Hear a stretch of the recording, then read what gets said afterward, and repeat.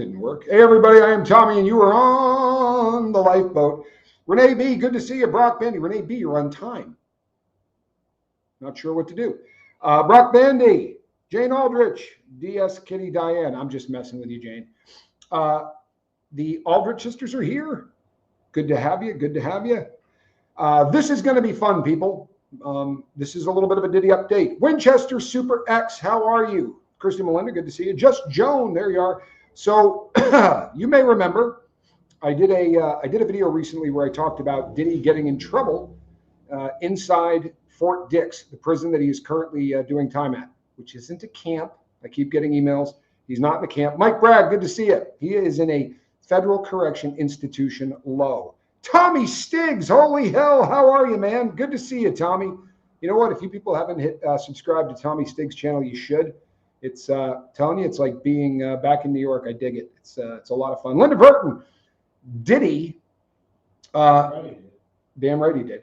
So I did a show on this, and I talked about how he got busted. Hey, Caroline in Canada. AVAC, good to see you. He got busted for drinking.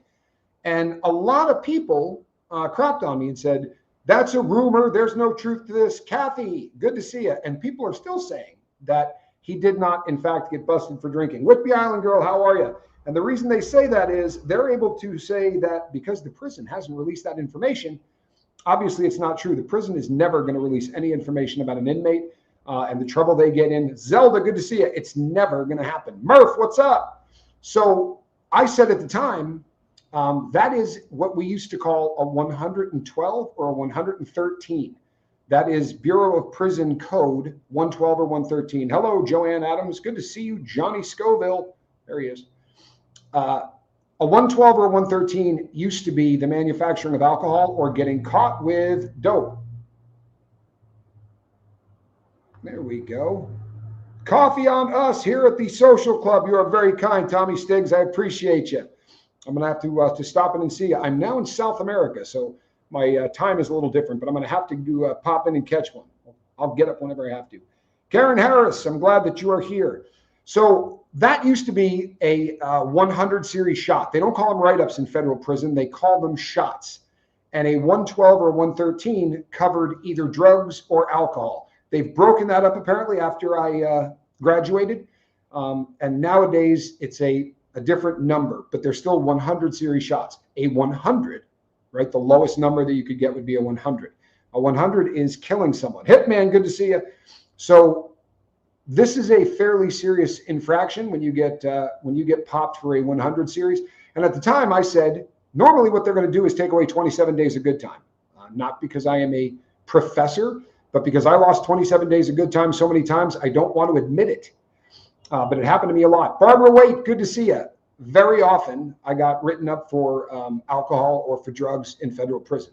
You lose 27 days of good time the first time around. When they get pissed, they can go up to about 40 days. So at the time, as I said, people crapped on me about it and said, what you're running with isn't real. His people denied it. His people came out and said the situation, right, has been exaggerated. Let me explain something to you. If you're with your wife and you say, and she says to you, baby, I think that you're cheating on me with 5 women. And you say, yeah, that's an exaggeration.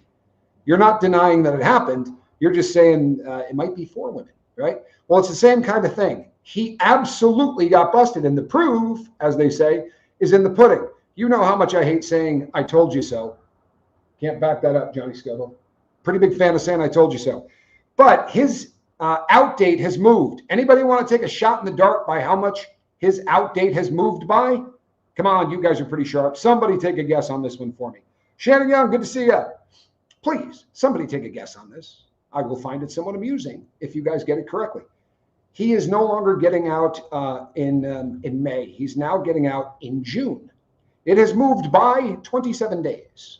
By 27 days. And I'll tell you something else. There is another shot that he has received, and that shot is for, hey Zelda, that shot is for using phone privileges and breaking the rules. Not exactly what he did at MDC Brooklyn, which was using the pack numbers of other inmates. He has learned from that. And now what he has done, did I say Kristen Melinda? Good to see you, KM. Now what he has done instead is he used a 3-way call. This is where you call someone on the street and then you have that person call in somebody else. Allegedly, he may have used a lawyer to do this. He's doing everything he can to skirt around the rules. This is a shot that is now a 200 series. It was a 300 series when I was in there. They don't like when you play with the phone system because you can do things. Audra in Denver, good to see you. You can do things like, hey, I want you to meet me at the gate. I'm going to be trying to escape. If you're making phone calls that they can't listen to, they tend to get just a little bit salty.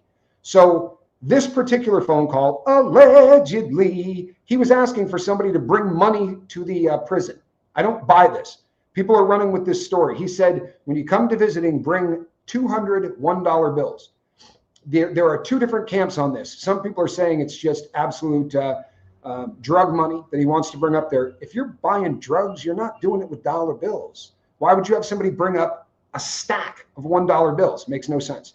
The other camp says it's for the vending machines. He wants to eat like a king. That's not true either. Here's why. In the federal system, your loved ones can bring $25 to visiting. That $25 has to be in change. The machines at Fort Dix, like the machines at almost every other federal prison, don't take dollars.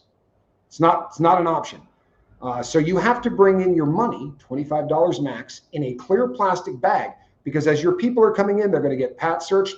They're going to take a white cloth and they're going to rub it on them if they think that there's any chance that person has come in contact with certain substances, things like cocaine, things like fentanyl.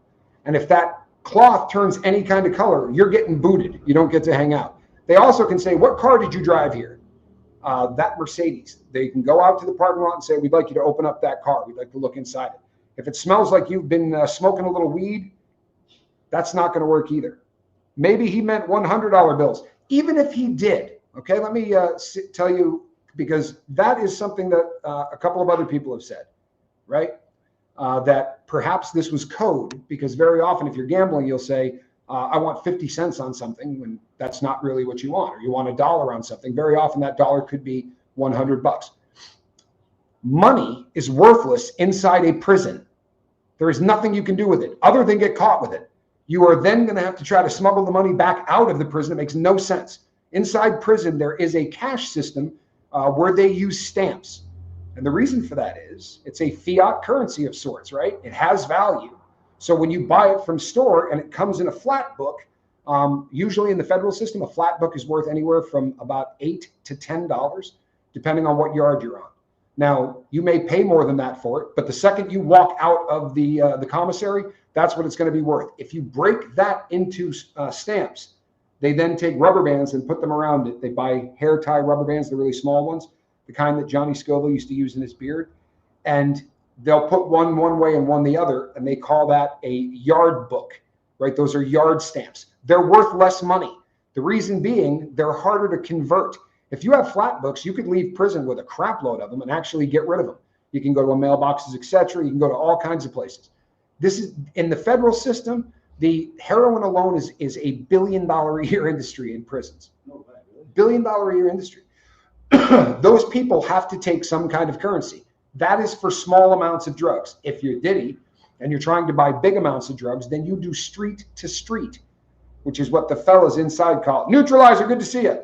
A street to street transaction would be done usually over a line that you try not to get caught on. Or when your people come to visit it, you come up with codes. You say things like, hey, if I talk about my nephew, the next person's name that I bring up might be the name of the person on the street I want you to send money to, right? And then there's all kinds of codes that people do to get so that the transaction can take place. Well, email them at this email address. You get caught anyway because they listen to calls very closely. Somehow, this allegedly was an unmonitored call. If that's the truth, well, then somebody's snitching on them, right? Or the unmonitored calls in that prison are a little less than unmonitored.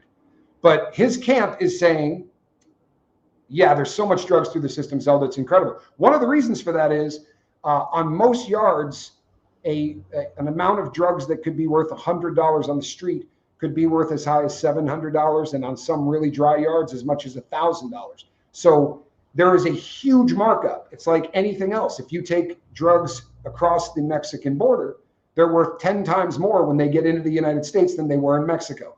Well, prisons are the same way. Once you get drugs inside a prison, the people inside will pay whatever they have to, especially if those people are addicted to fentanyl or heroin. If they have an opiate habit, they're going to get sick without it. And you see this all the time. I mean, there are junkies all over federal prison. I was one for one entire sentence and for about half of the second sentence.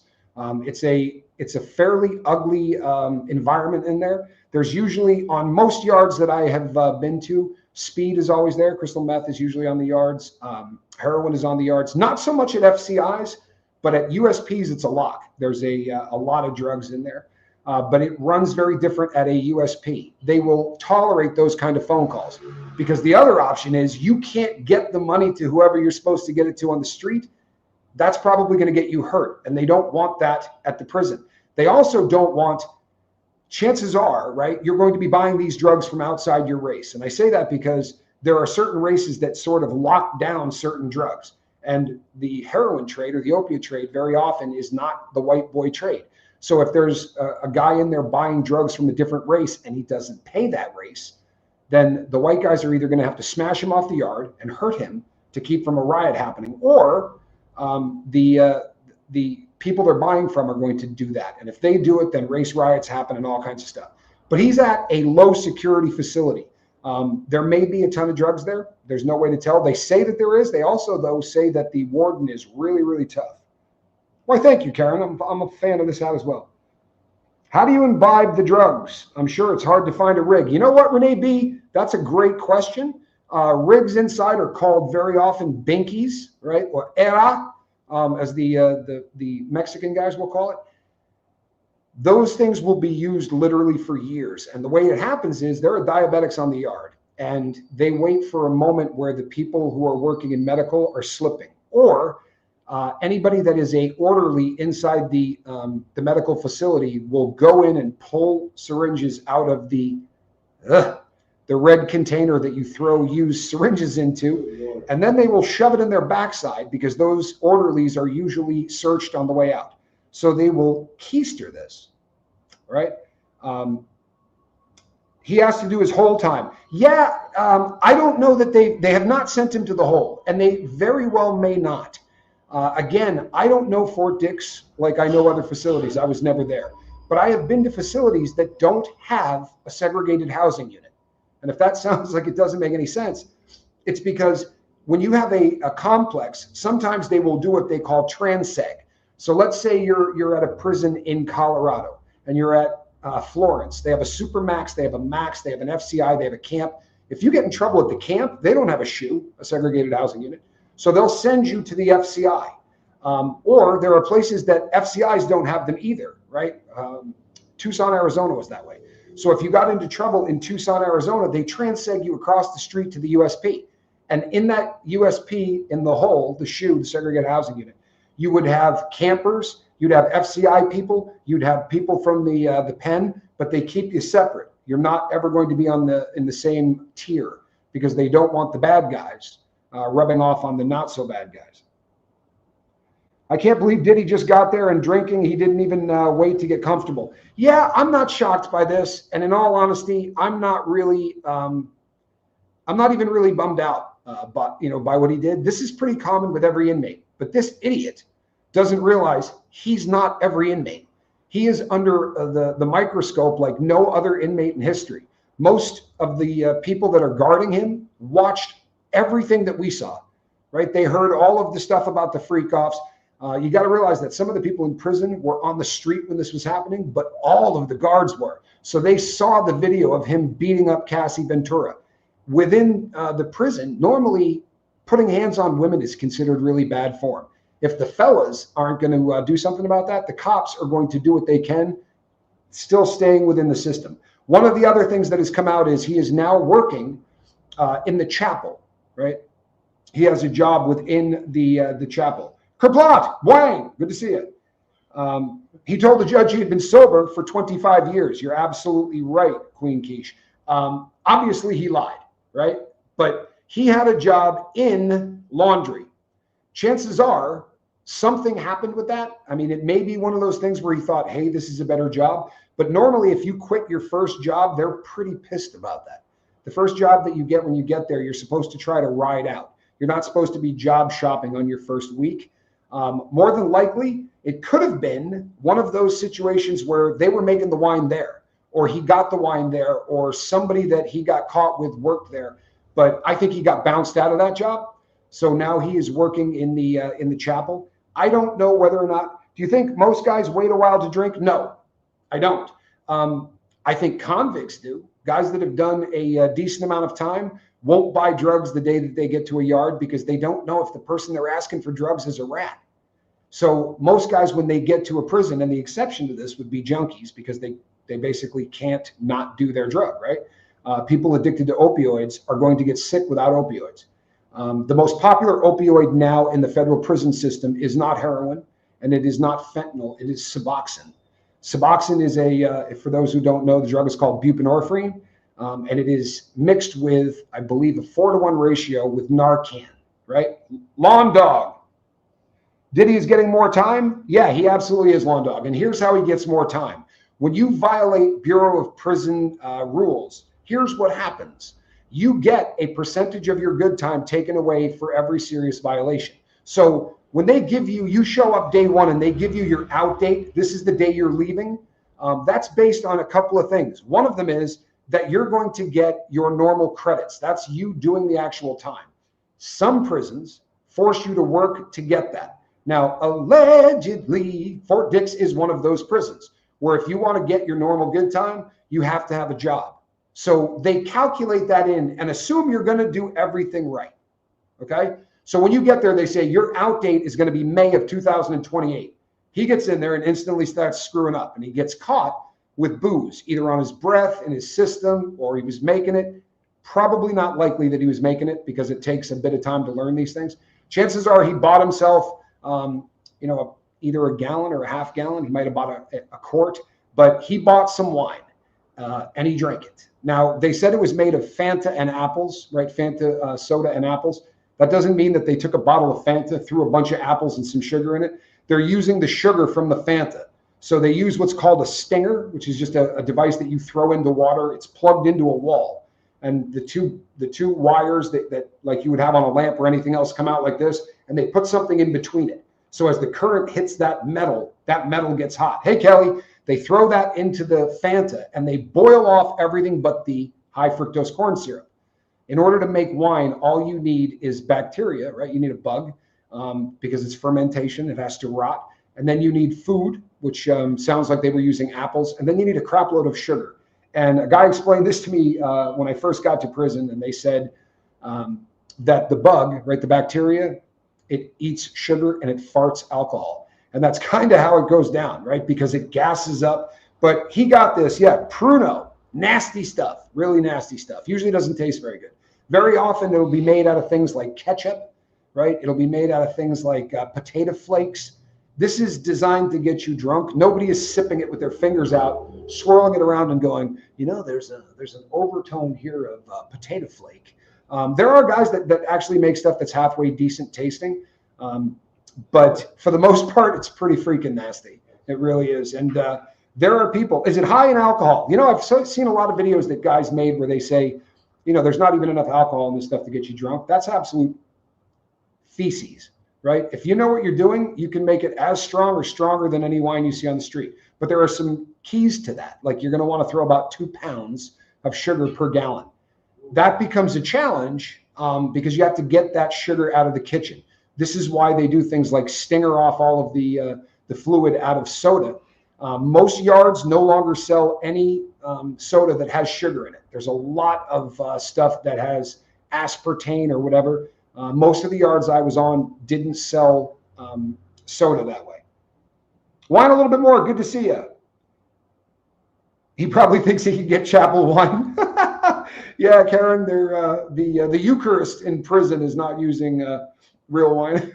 Real wine, I assure you. However, there are some weird things that people do get through the chapel. Native Americans are allowed to use tobacco in ceremonies. They're also If they get caught selling that tobacco to somebody that isn't a native, it usually gets them beat really badly. However, most of them are doing it. So there are ways to kind of work that hustle. I think what Diddy's probably trying to do is keep away from other people as much as possible. How much time did he get? I don't recall. He got 50 months, I believe is what he got. He's an instrument of the Lord now. Brother Love, says Kathy. Yeah, he got 50 months, and that put his out date in May of 2028. He has already taken 1 month off of that. Now, that may not sound like a lot of time to anybody here. It's a huge amount of time. When you lose a month of good time, it's like getting kicked in the, the slats. It's a very uncomfortable thing to see your good time disappear. Now, it is very common for people to go in there and blow all of their good time in the first year and a half. That happens. That is a thing that can happen. He also is looking at a phone shot, and I'm going to get emails from people that say, well, if the phone shot happened, he would have lost more good time. Because of how this phone shot is, if it was cut and dry, if he was using someone else's pack number and they walk in and go, get off the phone, and they just give you your reg number, right? They don't call your name. You, 36185, come here. And you go walking in there, you're busted. There's nothing you can do. There's a recording. You use somebody else's pack number, right? That's a bust. So you go into what's called the disciplinary hearing officer and you plead guilty. It sounds to me like that's what Diddy did on the alcohol shot. He didn't go in there and fight it. He walked in and said, okay, I'll plead guilty. They took 27 days of good time, and they probably took some other stuff from him as well. To subtract from his good time, doesn't he have to be processed by somebody in the prison? Don't they just confiscate your stuff and berate you? And that's no. Now, you'll hear some people talk about stuff like that, because if you're at a United States penitentiary and they catch you with wine, there is so much wine going on in federal prisons at the penitentiaries that very often they'll take the wine from you. You're always going to go in front of a disciplinary hearing officer. Occasionally, like there were cops. I had a cop walk in when I was at Victorville, and they have a couple of cells at Victorville that were designed to have more than 2 people in it. Now, the law no longer allows that to happen, but those cells are popular because it's like having a couch. There's another low bunk that people can sit on and hang out. And there was a guy that lived next door to me that had one of those cells. There's probably 6 of us in there. And a cop came walking in, and they had one of those syringes. Now, over time, these things have to be sharpened on matchbooks.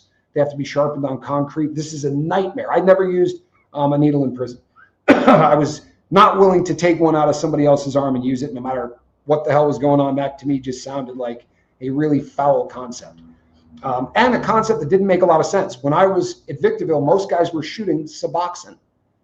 It's not a drug that's designed to be put in a vein. It's actually probably the worst way to get it into your system. You think he's also consuming opioids? I would say there's a really good chance of that. Susie Hughes, good to see you. This is going to be a recurring thing for him.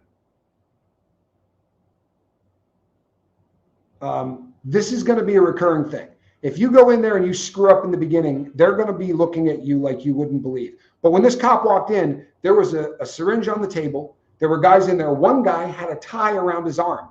And the cop looked at all of the guys in there and just went, I didn't see anything, and turned around and walked out. That is not the rule. That is the exception. There are cops that have been there a really long time, and they just want to go home at the end of the day. But those guys don't end up at FCIs. At FCIs, they are pushing the rule book. If you violate a rule, you're going to get written up for it. So when Diddy got caught with the alcohol, the way it works is this. They have 72 hours from the time that you get caught for you to see for you to start the process. You're going to be called into your counselor, and your counselor is going to read the shot to you. Here's what you've been charged with. It looks like a booking sheet, but this is your charge. You have to sign it, and then they say, how do you plead?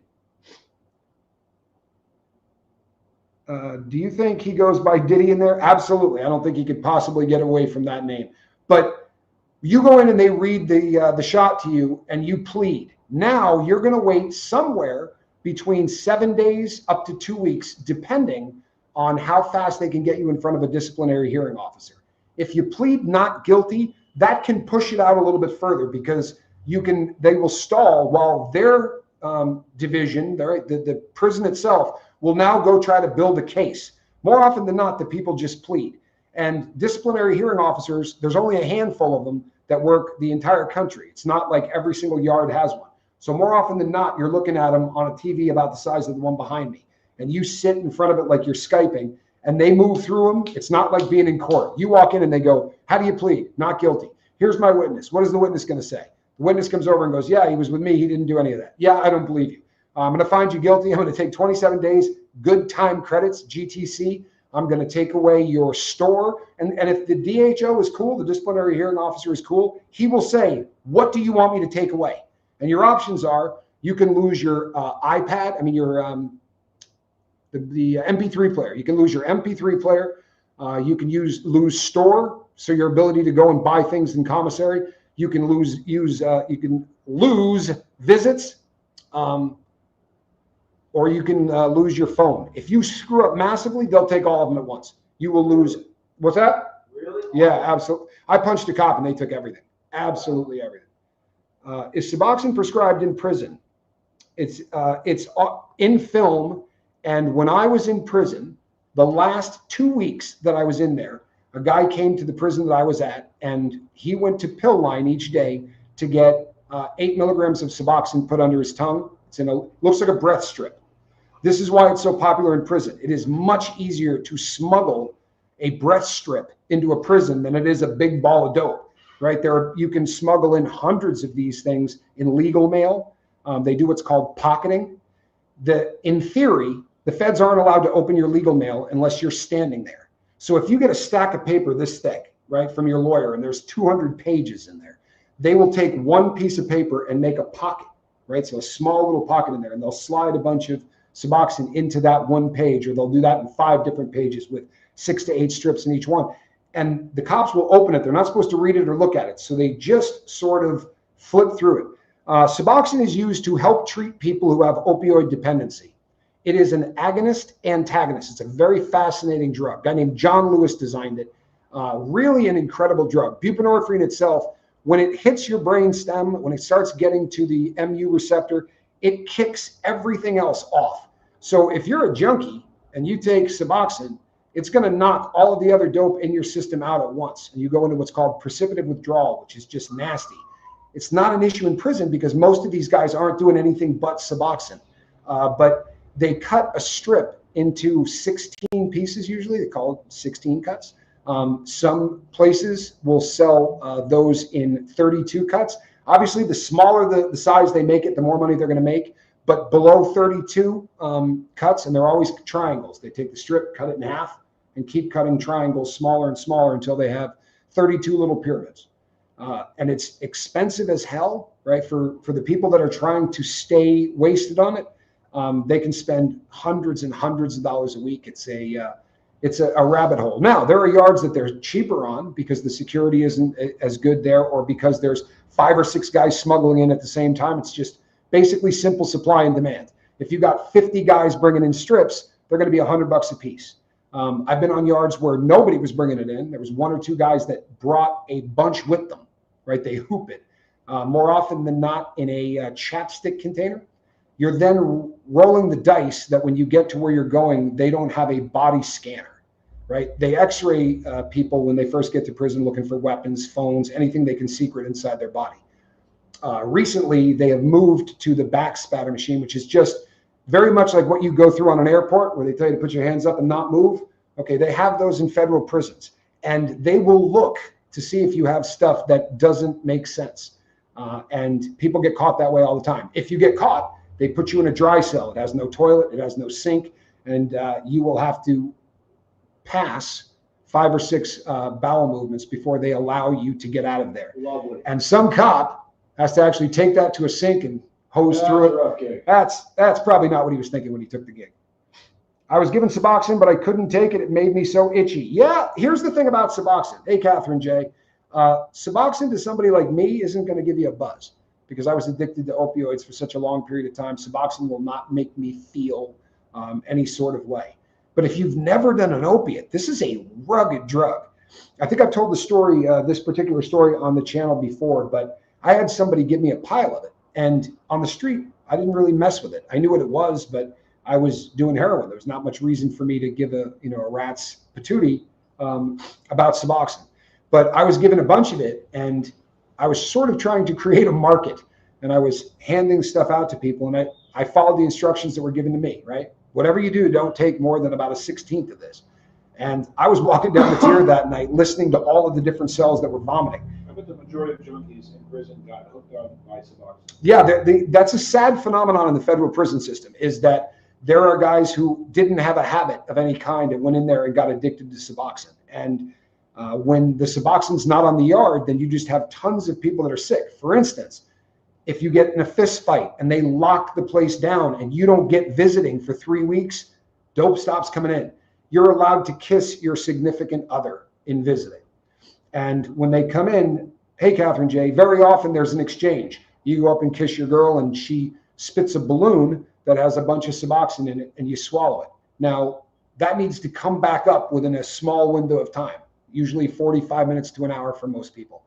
If it doesn't, then you're going to have to do what the cop was doing and put that in the sink and kind of look for it. However, what you see, and I've seen it in visiting rooms, I can't tell you how many times, you sit down and everyone's been in there about 30 minutes and some guy goes, "What? You've been hanging out with Kevin," right? And they start an argument and instantly he gets up and storms off and says, "F that chick," or whatever.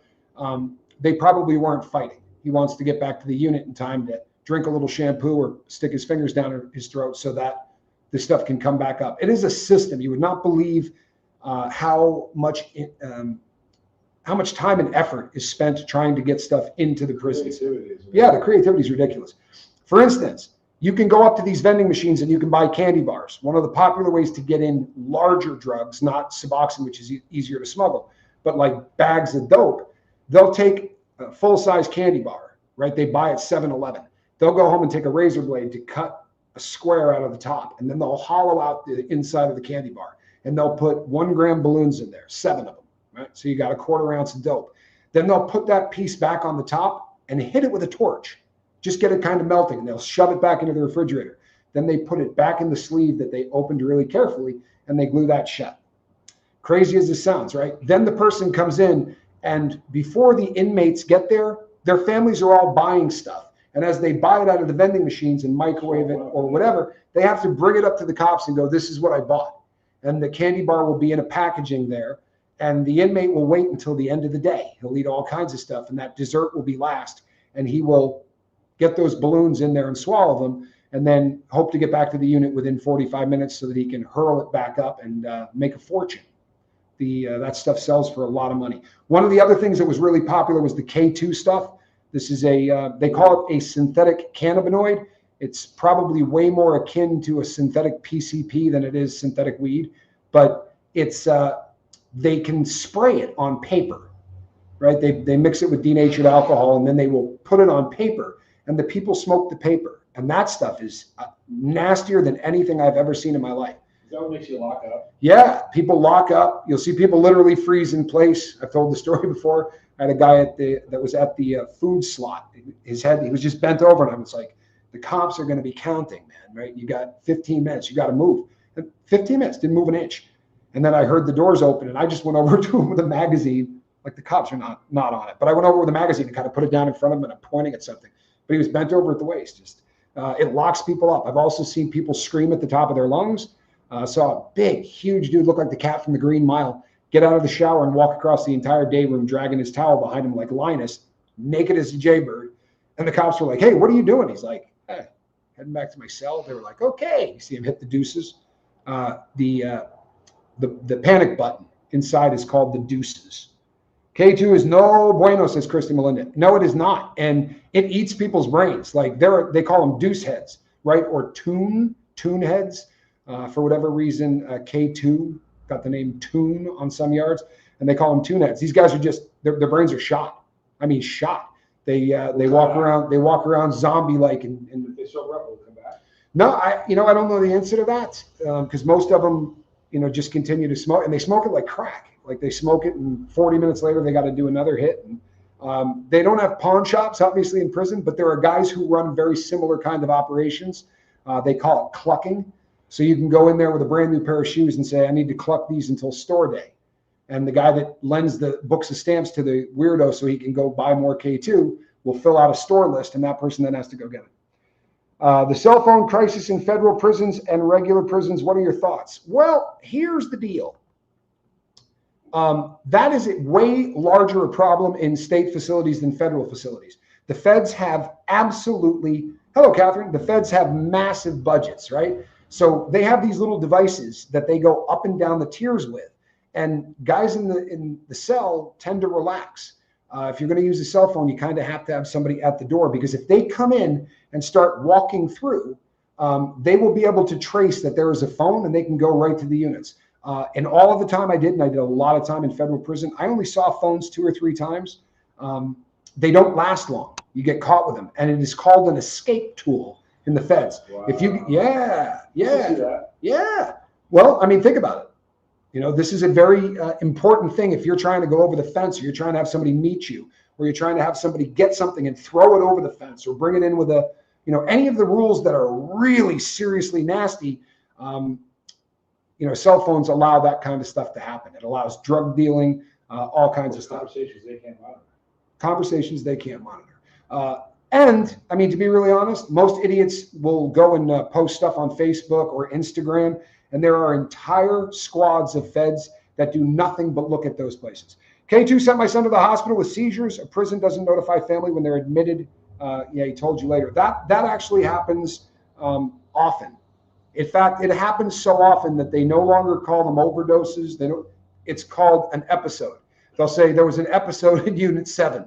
I was at a prison where they built cages next to the medical facility to put people who were having episodes in. Catherine J., you look fantastic and green. Thank you so much. Since we know Diddy thinks he's special, how much added time do you think he'll end up with? So he has already lost 27 days of good time, and my gut tells me that the second shot, his phone shot, he hasn't received any loss of good time credit for yet, and from Massachusetts. However, that is a really a pretty solid write-up, right? They don't like you farting around with the phone system, because it's always to do something wrong. If you just want to call someone and say, hey, how you doing, right? You having a decent day? What's going on? How's the family? You don't need to try to circumvent the people that are going to be listening to you. Diddy is a guy who every phone call he makes is going to be monitored, right? This is par for the course. If you are a really high-profile inmate, monitored live? What's that? Yeah, they monitor them. Most often, they're monitored in real time. So if you're somebody that is famous, when they come into the unit and they turn the computer on, they're supposed to monitor X number of phone calls per day. They're going to look down the list and it's going to say Smith, McMartin, Jones, right? Sean Puffy Combs. You're going to monitor that dude's calls just because you want to hear what he's talking about, right? That he's so famous that every eye is going to be on him. Every ear is going to be on him. And people want to tell on him. I'm sorry, that's the truth. And the lower the custody level, the more snitches there are in the yard, right? Camps are the absolute worst. Everybody's telling on everybody. The next phase up is the Federal Correction Institution, which comes in 3 flavors. You have a low, a medium, and a high. He's at a low now. Allegedly, he's been trying to get moved to a different unit. That's not going to happen. You don't get any kind of love once you start screwing up. You can't go into your counselor's office and say, hey, I would like you to do me a favor. Because he goes, and he taps on the computer and goes, yeah, you just got a 100 series shot 2 weeks ago. Come talk to me in 7 months.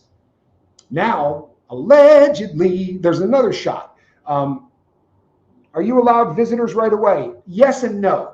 In theory, you're allowed visitors as soon as you get there. However, the process, thanks again, Catherine J. The problem with that is trying to get that visitor approved sometimes can take a long time. Most yards, you're not going to get it done in a week. It's just not how it works. So that process is when you get there, you have to go into your counselor's office and you have to say, I'm Sean Combs and I want my mother, Janice Combs, to come and visit me. Okay, great. Fill out all of her information. They're going to do a federal background check on mom. Now, if mom has been in trouble and it's a DWI, they don't care. But if mom has a drug charge or a smuggling charge or anything like that, it takes another level of people to say, okay, we're going to allow this. And they will even do this to husband and wife, which is rare because they want people to get visits. They absolutely want you to get visits. This has been studied ad nauseum in the feds and in the states. Inmates that get visits tend to not screw up nearly as much. right? And the reason that they don't is because they don't want to lose those visits. They don't want to lose the ability to see their wife and hold her hand for 6 hours. You know what I mean? There's also a point system for visiting. So you can't just visit as often as you want. They change this system regularly. But when I was in, you were given 10 points a month. And each visit was like three points off of that. So if you got 3 visits in 1 month, you're not going to get a 4th because you don't have enough points left to do it. They up that during the holidays. They also say stuff like, if somebody comes on a federal holiday, you don't lose points. So federal holidays are a zoo. If your people don't get there really early in the morning, and I mean, if they open the visiting doors at 8, your person needs to be there at 6. It's just ugly. On federal holidays, everybody and their brother shows up because, again, they're not losing any time. If by some chance it's overcrowded, they start pulling IDs. And anyone whose ID is in the same state as where you're visiting is going to get booted out. That's just kind of how it works. And they go from there to what's the closest city, right? And then what's the next state? They do have a system of sorts to try to make it fair in some way, but it's really doubtful that he got his visits already approved. It's normally about a 1-month process, at least in my experience. Renee B says, Katie Purr, your shorts make me smile. Don't hate me for liking Don Gatto and Squirrel too. I saw that. You know what? See that? It was Squirrel. Here's the problem with the cell phones, right? Already, the cats are now doing it. But you don't see as many cell phones in the feds. But here's the reality. There are ways that an inmate can get a cell phone in without help. Arabian Bard, good to see you, Arla. There are ways that an inmate can get a cell phone inside a prison without help from a guard, but there's not a whole lot of them. If you happen to be on one of those yards where the fence is close enough to a main road, they'll put a soccer ball, they'll cut a hole in the soccer ball and put stuff inside it and then kick it over the fence. And there are guys that their job is to go out there and, the crew that goes out in the morning and they look for tennis balls that got thrown over the fence or soccer balls or basketballs that are filled with contraband. They've gotten pretty hip to that. The other method, they were using drones. I don't know what the feds are like now. I know that at Victorville, they have a machine that will kill your drone. Like you start flying near that fence and it's just going to shut your drone down. It's going to fall to the ground and you're going to have to get really, really up close to that fence to get it back, which is not something most people want to do. They drive around the outside of those fences all day long, guys in white trucks, right? And those white trucks have guys in there with M16s. They're not farting around about letting contraband in that way. One of the other ways that is popular is if you can get a job in one of the, like the painting department, and you get somebody from the street that's slick. I happen to know this routine here. But you get someone from the street to mail a letter in that says, hey, we're breaking into, trying to get into the federal system to sell paint. We'd like to send you a couple of samples. And they'll say, sure, send them. Because the paint that they get in the feds comes in 15-gallon buckets. And if you have to walk around with one of those buckets, it's a lot more convenient if you can get the small ones. So people will send in paint buckets that have suck-sealed cell phones inside them. These are prepaid phones. So after 1 month, the phone dies. Your person on the street will write underneath the stamp whatever the code is for the next month. But again, you're not going to have it for more than a month. You're not. If they don't catch you with the device, then you're going to get ratted out because there's nothing that people hate more than the thought that you're in there sexting with your significant other while they're in there wishing they were dead. That kind of stuff causes people to snitch, right? That's cell phones get told on often, not to mention the fact that they're super hard to hide. Guys will take the phone and break it down to where it's nothing but camera and pad. But nevertheless, you then have to do what? Right? Try to hoop it. Try to take it to the prison locker. And despite what our boy says, Wes Watson, despite what Wes Watson says, that would really be a difficult thing to make happen. Can't they block cell phone signals too? I know that casinos pull that off, right? I don't know if they're doing that in the feds. They were not when I was there, but they would have this box, this little device that they would walk around with. And it had tubes that came out the top that were literally white PVC. But they would walk around with this thing and it's like a metal detector. It will tell you where the radio frequency signal is coming from. And you're busted. They're gonna catch you. If they get word that there's a cell phone in a unit, they take everybody out, they strip them, and then they go through every cell. And you can't hide a cell phone. The cells are, 90 square feet or something like that. There's just so many places that you can hide something. You can hide it in the light if you have the right chuck and the right key, but they come in with these huge, like super bright flashlights and look inside things that way. They're good about it. They know what they're doing. They've been tossing cells for a really long time. So it's just it's not something that, at least in the feds, is rampant. Now, there are exceptions to that. People are going to send me emails.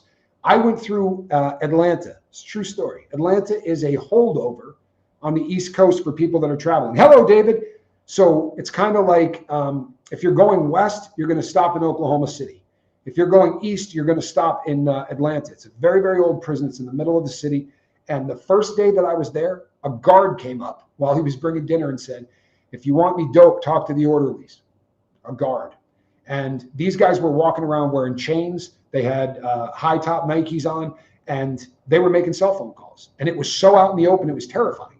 But you could get any drug you wanted, and the cops were obviously super in on it. But that's rare, right? There are places like that. But outside of Atlanta, I never saw anything like that anywhere else. But Atlanta was the wild, wild west. I was only there for 7 days, but it was ridiculous what that place was like. And terrifying. I've told the story before, but I got punked out by a rat.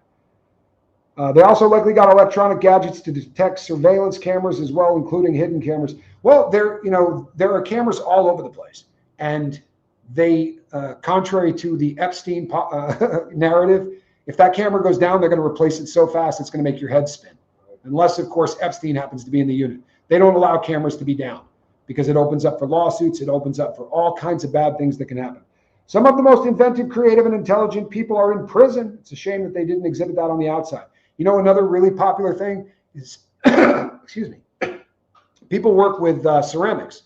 They have ceramic classes where you can make, lamps or vases or whatever, and people will make things that don't have an opening to it.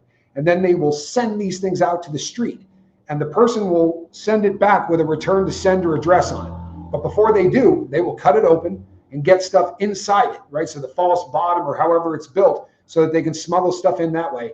And they write return to sender. You get called back down to the mailroom and they go, "You tried to mail this home. That person doesn't live there anymore." So if some of our current politicians who are being arrested and put on trial eventually, possibly, they're going to wind up in federal prison. Does that sound right? Yes, Lawn Dog. Trouble is this. They're not going to end up in the federal prisons that I'm talking about. They're going to end up in Prisonland. If you're a banker and you stole, millions and millions of dollars, you don't go to a federal correction institution. You end up at a federal prison camp, right? An FPC. And those camps, woman of wonder, good to see you. Those camps are soft as hospital cotton. There are camps that have tennis courts. There are camps that have 3-hole golf courses or putting greens. That is a reality. Those prisons do exist. There are also FCIs that have I was at an FCI that had a mini golf thing set up, but that's about as close as I ever came to playing golf in the feds. Yeah, it's the truth. They don't send those guys to tough yards, and then they get pardoned, right? Ron Blagojevich, right? He got sent up, and he got pardoned by the opposite, right? The opposite party, Club Fed. It's exactly what it is. Now, if you take I don't know what the Bureau of Prisons is currently at. It's usually right around 150 to 190,000 guys in the federal system, but the smallest percentage of those inmates are at Club Fed. There are not that many of them. And even those that attempt to be Club Fed, they can't just make one all for those people. So you do end up with gangbangers that have never been in trouble before, and their crime is such that they can get sent there. If your crime is not considered violent, you have a shot at going to a camp, depending on your previous criminal history. But the number of crimes that are determined to be violent, even though there may not be any violence in them. For instance, you can walk into a bank without a gun and go in there and just tell the teller that you want all of the money, right? That is considered a violent crime because they say bank robbery by its nature is a violent crime because of the fact that if somebody comes to stop you, they're probably going to have a gun. They assume you probably will have one. So no matter how you rob a bank, it's a violent crime. I'm curious why it's so much easier to smuggle things into a state prison. My gut on this says two things. Number one, I'm not going to say everyone because that's not real, but a massive majority of the people who are prison guards in the feds were in the military. So if you come back from deployment, it is very easy to get a job almost instantly with the Bureau of Prisons. So these are people that have already been following the rules in most cases for a long period of time. In the state, it's harder to find prison guards that might not, there are gangbangers who have their friends go and become prison guards. The other thing is they don't have the same budget, right? So back spatter machines, all of the different technology that is available to the federal inmates are not available, or the federal prisons are not available to the state prisons. Hold on one second.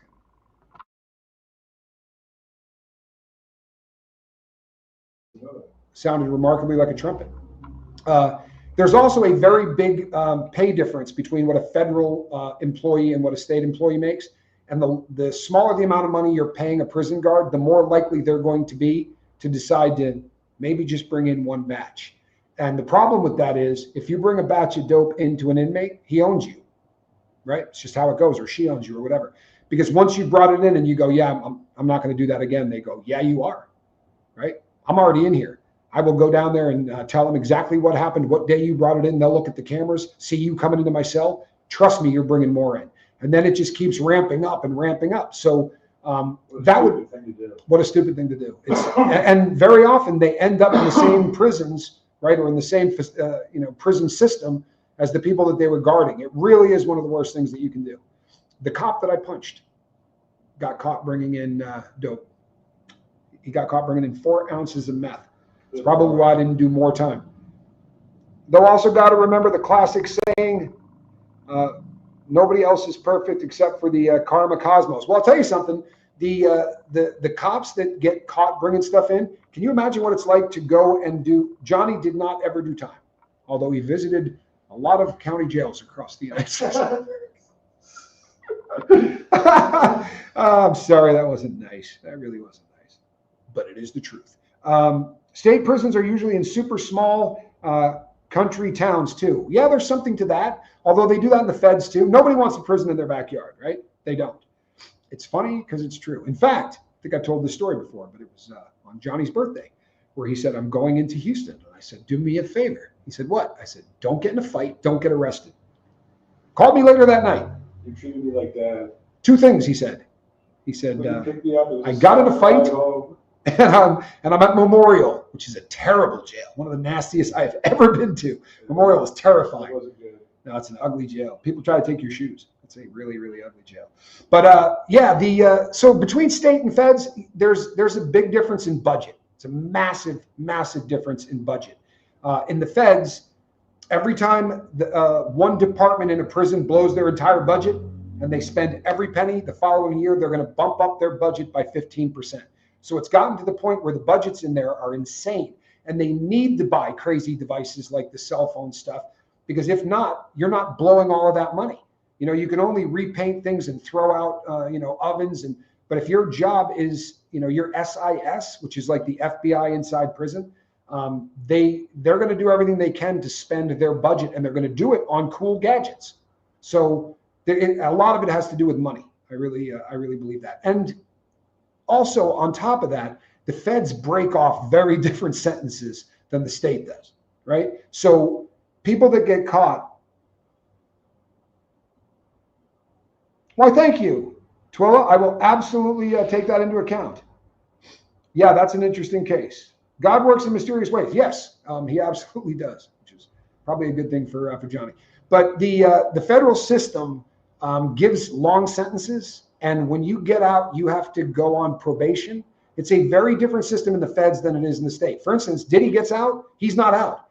You look in the computer system when he's already free, and it's still going to say he's property of the Bureau of Prisons until he's off paper, is the term, meaning he killed his term of probation. In the state, probation is what you do instead of going to jail. In the feds, you do your jail time, and then you go on probation. And for that reason, it's kind of a revolving door. A lot of people just continue to, they can take a 5-year sentence and turn it into 30 years going in and out. Lisa Vining, good to see you. It's a different setup. It really is. Everything about the feds is different than the state. And I think that, there are many of the facilities in the feds are newer. The vast majority of the penitentiaries and stuff were built under the Clinton administration. And these are very modern facilities. They're high tech. It makes it harder to get stuff in. A lot of states are still operating prisons that are, 100 plus years old. The feds have those. Lompoc is very old.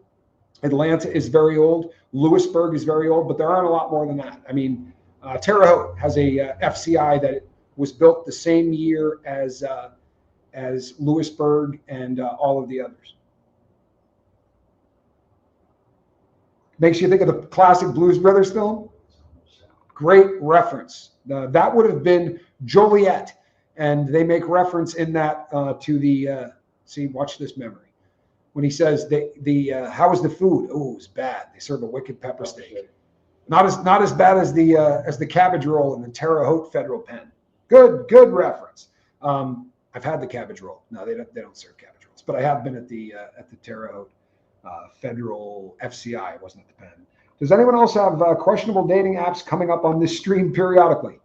I do not, but that would be a bad thing. I'm not doing any dating stuff. Appreciate you guys showing up early. I do have a date this evening. Can't back that up.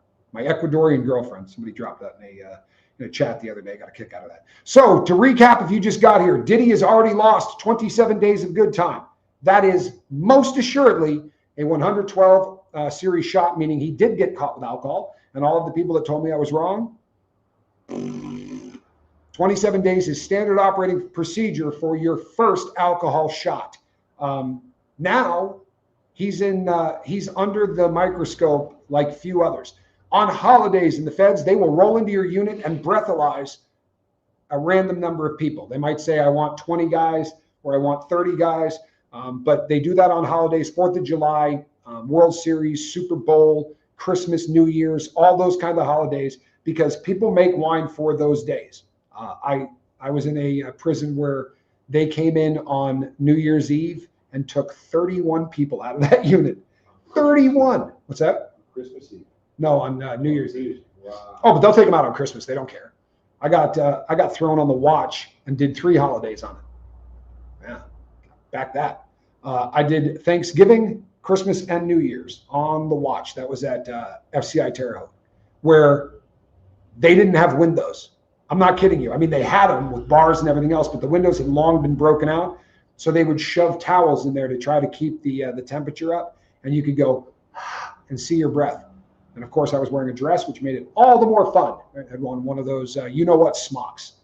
This has been a good stream. I probably shouldn't say the S word. One of those unalive smocks where they try to keep you from hurting yourself by making you wear a outfit that looks like something Barney Rubble would wear, except it's built more like an oven mitt. It's got Velcro on the top and the sides. It's about that thick. Can't roll it up. Can't do anything with it. And comfortable? Forget about it. Drafty? Awful. All right, people.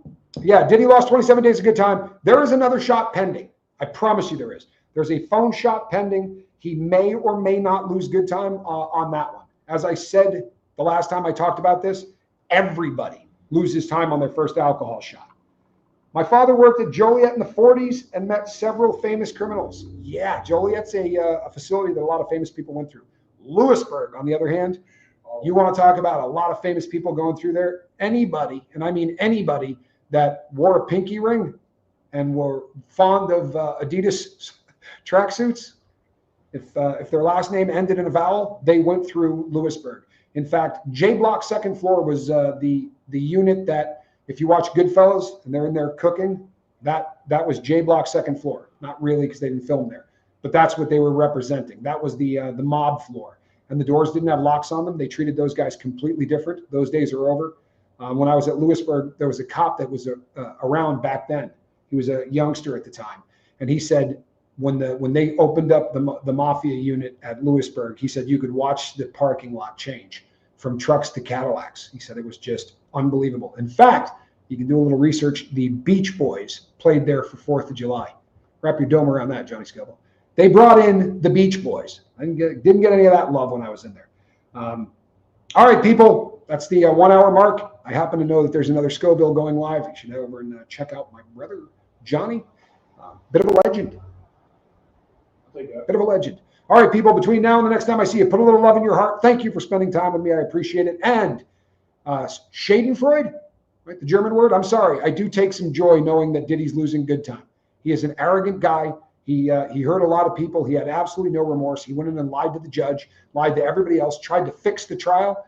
Not for nothing. I'll be really happy if this dude loses all of his good time. If that makes me a bad person, I apologize. Nah, I don't. I'm sorry. I didn't mean that. I don't know why I said it. All right, people. We'll see you on the next one. I'm Tommy. Have a great night. God bless.